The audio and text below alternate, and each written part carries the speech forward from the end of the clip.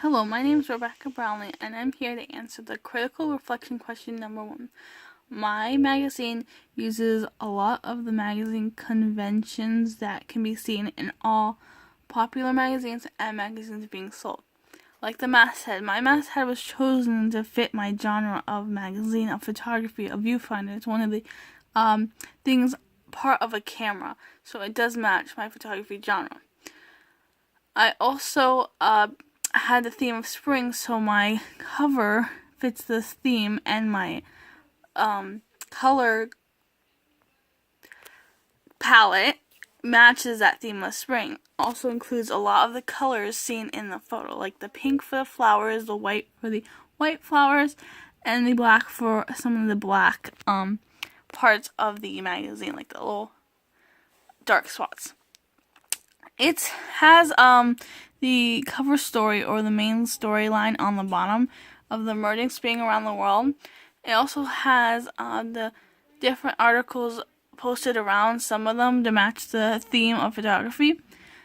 It does break some of the conventions of magazine genres by not doing exactly the articles being shown. Like mine has these little boxes on the top, and they have the kind of what you see in every magazine kind of thing, like DIYs, tips and advice, and old versus new. Those would be seen again and again in this kind of magazine. They're just the main idea, but then the things underneath it are what changes during the months.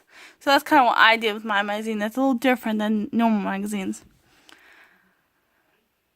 It kind of matches with the social idea and the thing going around with how photographers are seeing other photographers, kind of like the newer ones, or the people who don't really know how to do it, and seeing their photos, and they're kind of blurring the edges of what's really photography. So my magazine is to help that by teaching those newer people how to work a camera correctly and what things they can do to make their photos look more professional. So it kind of touches with that issue. My contents page is a little different as well. My magazine only has like 31 pages, 32, depending on what's in it. I mean, those were just the pages there, but they're also ads.